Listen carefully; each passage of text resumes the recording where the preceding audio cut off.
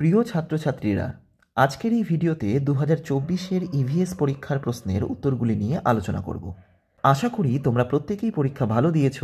এবছর ইভিএস পরীক্ষার প্রশ্নপত্র বিগত বছরগুলির প্রশ্নের তুলনায় অপেক্ষাকৃত জটিল হয়েছে ও ঘুরিয়েও এসেছে, বিশেষ করে এমসিকিউ এবং এসএকিউ প্রশ্নগুলি।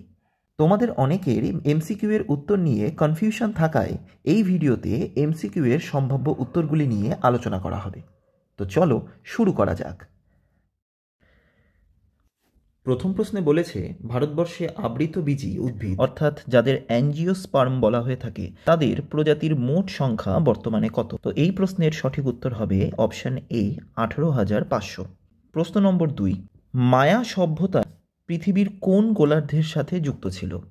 তো এর উত্তর হবে অ্যান্সার সি, পশ্চিম গোলার্ধের সাথে মায়া সভ্যতা যুক্ত ছিল। পরবর্তী প্রশ্ন নম্বর 3, একটি শান্ত অঞ্চলের ক্ষেত্রে দিনের বেলায় নির্ধারিত নিরাপদ শব্দ মাত্রা কত?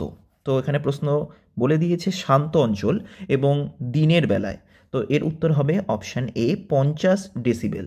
পরবর্তী প্রশ্নে চলে আসি। প্রশ্ন নম্বর 4, IS 10,500 অনুযায়ী পানীয় জলে কোলিফর্ম ব্যাকটেরিয়ার সর্বাধিক অনুমোদিত সীমা কত? তো এর সঠিক উত্তর হবে অপশান সি, 0 mpn/100 ml।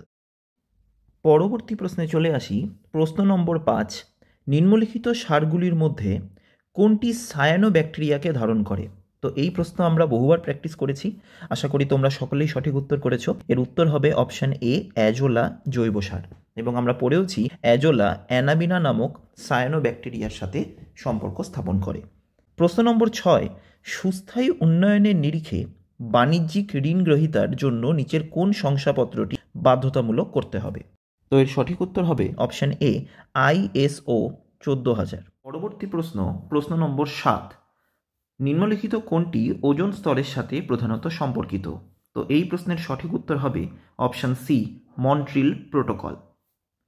প্রশ্ন নম্বর 8, ভারতবর্ষের কোন রাজ্যে সঞ্জয় গান্ধী ন্যাশনাল পার্ক অবস্থিত? তো এই প্রশ্নের সঠিক উত্তর হবে অপশান এ, মহারাষ্ট্র। পরবর্তী প্রশ্ন নম্বর 9, প্রবাল প্রাচীরের ধ্বংসের প্রধান কারণ হলো? তো এই প্রশ্নের উত্তর আশা করি সবাই পেরেছো। এর উত্তর হবে অপশান এ, সামুদ্রিক দূষণ। পরবর্তী প্রশ্ন নম্বর 10, পানীয় জলের বিশুদ্ধতা মাপার সূচক হলো? তো পানীয় জলের বিশুদ্ধতা মাপার জন্য সূচক হিসেবে আমরা এর বর্ণ, এর গন্ধ, অস্বচ্ছতা অর্থাৎ অপশান ডি, এদের সবকটি ঠিক, এর সঠিক উত্তর হবে। প্রশ্ন নম্বর 11, যে প্রক্রিয়ায় কেঁচো কঠিন বর্জ্য পদার্থের পচন ঘটায় তাকে বলে? তো অ্যান্সার হবে এর ডি, ভার্মি কম্পোস্টিং। পরবর্তী প্রশ্ন, আফ্রিকার প্রধান শিম গাছ মটরের আনুমানিক কত শতাংশ অন্য শস্যের সাথে সেখানে চাষ করা হয়?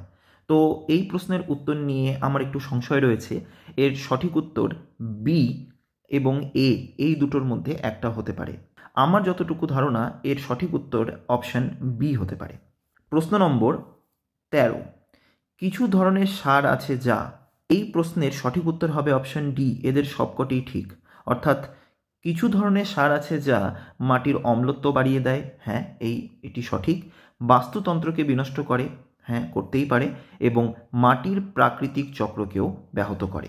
সুতরাং এর সঠিক উত্তর হবে অপশান ডি, এদের সবকটি সঠিক। চলে আসি পরবর্তী প্রশ্নে। ভারতবর্ষের উপজাতি জনগোষ্ঠী নিজেদের চাহিদা পূরণের আনুমানিক কত প্রজাতির বন্য উদ্ভিদ ব্যবহার করে? তো এই প্রশ্নের সঠিক উত্তর হবে অপশান বি, 5,000। চলে আসি পরবর্তী প্রশ্নে। প্রশ্ন নম্বর 15, উত্তরবঙ্গে হাতির প্রাকৃতিক আবাসস্থল এর কত শতাংশ সংকুচিত হয়ে চা বাগানে রূপান্তরিত হয়েছে? এই প্রশ্নের সম্ভাব্য সঠিক উত্তর হবে অপশান বি, 10%। পরবর্তী প্রশ্নে চলে আসি। প্রশ্ন নম্বর 16, ভারতবর্ষে রিভার বোর্ডস আইন কোন সালে প্রণয়ন হয়েছিল? তো সঠিক উত্তর এই প্রশ্নের হবে অপশান এ, 1956 সাল। কোশ্চেন নাম্বার 17, নিম্নলিখিত কোনটি জৈব সঞ্চয় এবং জৈব বিবর্ধনের জন্য দায়ী? তো এর সঠিক উত্তর হবে ডিডিটি। পরবর্তী প্রশ্নে চলে আসি। শস্য পোকা নিয়ন্ত্রণের ক্ষেত্রে আগাছা নির্মূল করা হলো এক প্রকার রাসায়নিক পদ্ধতি। অপশন বি এর সঠিক উত্তর। 19 নম্বর প্রশ্ন, সজীব সার প্রয়োগের উপকারিতা হলো। তো সজীব সার প্রয়োগের উপকারিতা, এর উত্তর হবে অপশান ডি, এদের সবকটি সঠিক। অর্থাৎ অপশান এ, এটি মৃত্তিকার পুষ্টি বাড়ায়, একদম সঠিক। এটি নাইট্রোজেন সংবন্ধনে সাহায্য করে, সঠিক। এবং এটি পরিবেশ বান্ধব, সুতরাং এদের সবকটি সঠিক। পরবর্তী প্রশ্নে চলে আসি। 20 নম্বর প্রশ্ন, সজীব আগাছা নাশকের একটি উদাহরণ হলো। তো সজীব আগাছা নাশকের উদাহরণ কোনটি? মিলেট, হ্যাঁ মিলেট হবে।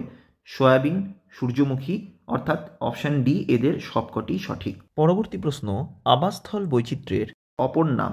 তো এখানে আবাসস্থল বৈচিত্র্যের কথা বলেছে, তো এর উত্তর হবে বি, বাস্তুতান্ত্রিক বৈচিত্র্য।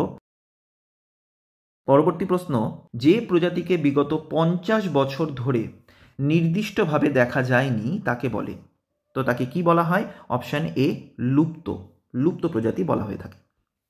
পরবর্তী প্রশ্ন, ভারতবর্ষে বিপন্ন প্রজাতির স্তন্যপায়ী প্রাণীর মোট সংখ্যা বর্তমানে কত?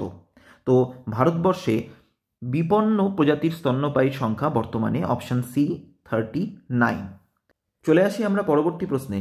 নিম্নলিখিত কোন সংস্থাটি লাল পুস্তিকা অর্থাৎ রেড ডাটা বুক প্রকাশিত করেছে? তো এর সঠিক উত্তর হবে অপশান ডি, IUCN। তো এই ছিল 2024-এর ইভিএস পরীক্ষার এমসিকিউ প্রশ্নের সম্ভাব্য সঠিক উত্তর। 24টি এমসিকিউ এর মধ্যে তোমাদের কার কতগুলো সঠিক হয়েছে তা কমেন্টসে জানাতে ভুলো না। আর কার কোনো প্রশ্নের উত্তর নিয়ে কনফিউশন থাকলে তা কমেন্টসে অবশ্যই জানিও। তো খুব তাড়াতাড়ি 2024-এর ইভিএস পরীক্ষার এসএকিউ এর উত্তর নিয়ে তোমাদের সাথে দেখা হবে। আজকের মতন এখানেই শেষ করছি। সবাই ভালো থেকো, সুস্থ থেকো।